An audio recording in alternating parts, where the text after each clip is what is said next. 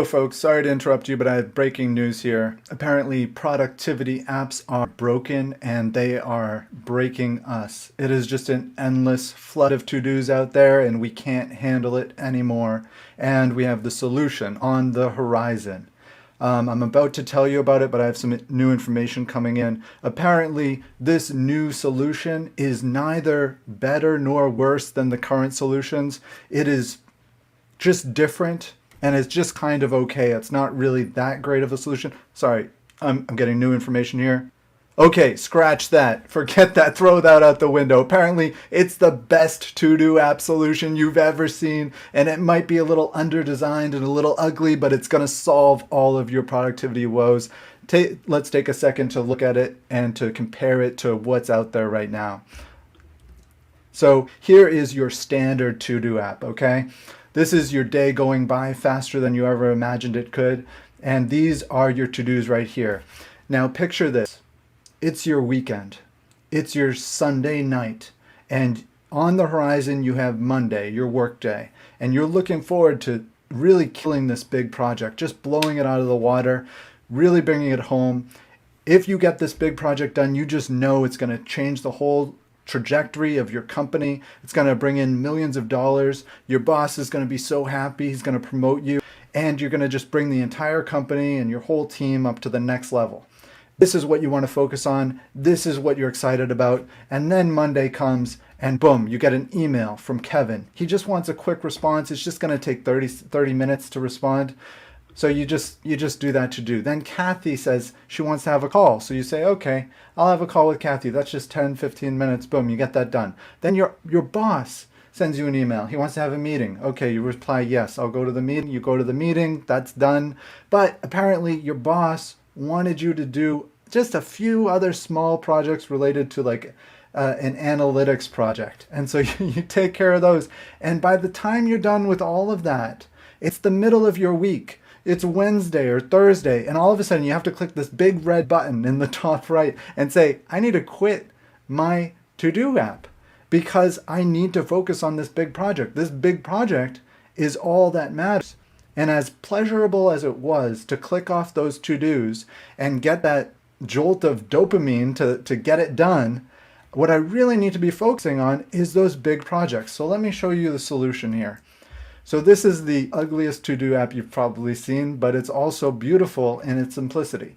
Let me take you through it. So here are all the tasks that piled up on Monday and Tuesday, and they seem short at first, right? This one's only 30 minutes.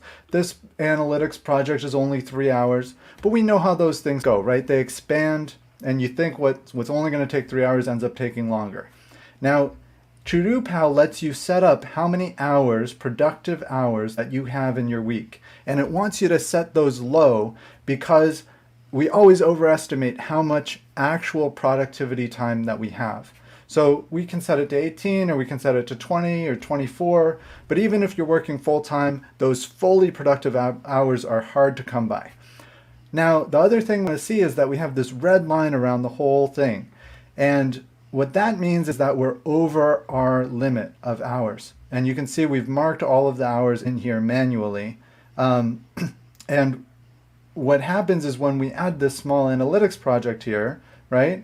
When we add that in, it pushes us over the limit. Now we're at 18 and a half hours. So this makes us realize right away that by taking on these small little projects, we're going to have to push this project into next week. And now this week's going to have 4 hours in it. And it just brings to our attention that these little things really do add up, and our actual productive hours every week aren't actually as many as we thought they were. And it just makes us realize that, and then we can make room for the big things. So we can say, hey, boss, let me do that small analytics project next week. Let me just push that to next week, because then I can fit in this big project here.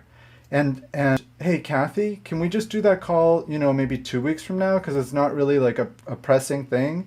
And hey, Carl, I'm going to get back to you with the detailed information in a couple of weeks. But right now, I don't even have time for a meeting with my boss. I'm going to push that here too, because I know that this project's going to expand. but it's the most important thing I could do. My boss is going to be happy, Kathy's going to be happy, Carl's going to be happy. The whole company is going to be ecstatic if I can get this big project underway and get that, landing page launched and get that brand story written, right? That's going to be the feeling of so much more progress than anything else I can do. And so that's what TodoPal is all about, is just helping you focus on the big things by making you realize that you have limited time, and that really what you're doing when you're taking on these smaller, quick fix dopamine to-dos is that you're pushing away all of these other things that are much more meaningful. Now let me take you through just like how it works really quick. So this is kind of like just a notepad over here for your ultimate plan. These are just notes, like random notes like, hey, I should do this thing someday, right?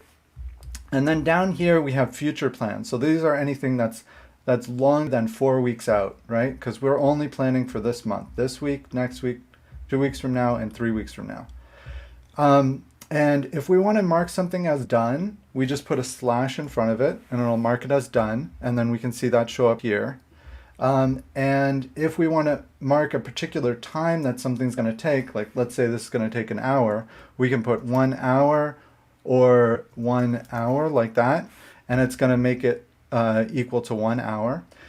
If we have something like this that's going to have subtasks, but we don't want to like write them out as their own to-dos, we can put a dash here, and then we can say, read through brand story book, brainstorm first draft, and these are going to count for no hours, right? It's not going to add any hours because there's a dash ahead of it, and that means it's a subtask.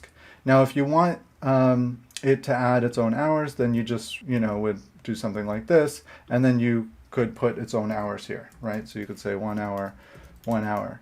And what you just saw is that each task by default takes up 2 hours. And the point of that is also something just about respecting your time, is that normally, even when we think emailing Clark, is just going to be a 1 hour event, right? That's just going to, I just have to gather these research materials and put them in an email and it's going to be simple. A lot of the time it doesn't end up being an hour. A lot of the time the default length for, a fairly difficult task is going to be at least 2 hours, because it's going to take a lot of energy out of you, and you're going to want to grab lunch after it, or you're going to want to, just kind of chill for a second, because it's really hard to like write a nice detailed email with a lot of good documentation in it, right? And so that's why the default length for a task is 2 hours, but you can always overwrite that. And that's pretty much all you need to know. The only other thing, and the reason why I created a to-do list app like this, is because it's all plain text, right? So I can just copy all of this text and I can just paste it in another app, or cut it from this app, or copy my to-dos from another notepad and then just paste them in here. And it's just really easy to work with. I don't have all these like unwieldy little to-dos. So it just makes it really, really easy to work with as a to-do app. And you can see the quick start right here. So if you ever want to like change the times and you're not sure, what that's going to look like, you can see all the different formats right here for doing that. And then, like I said, if you want to mark something as done, start it with a /. And if you want it to be ignored, the time ignored, just start it with a dash. And you can always get to that from the quick start. And then there's also a detailed guide, which is a PDF intro guide that just tells you, what the entire interface means and how long, each to-do takes up by default, and then how to, mark things as not having time, and, what everything in the interface means. And basically, what the point of the app is, to squeeze out all these small distractions and make room for the big things, the big projects. So I hope this helps you. I hope this is your solution to productivity apps being broken, or at least a move in the right direction, something a little bit different. Okay, I'll talk to you guys later. Thanks for watching. Bye.